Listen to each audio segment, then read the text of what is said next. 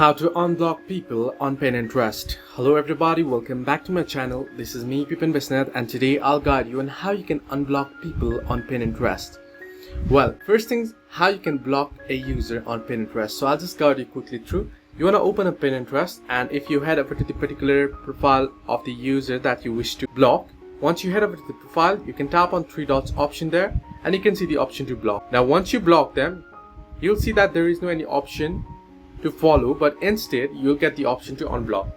Now unfortunately on Pinterest there is no any option on the app itself to view your block list. So the only way to unblock someone is you'll have to navigate to the profile first of the blocked user. So if I have blocked this user, I will now head over to this profile, and at the very profile you'll get the option to unblock, you can see.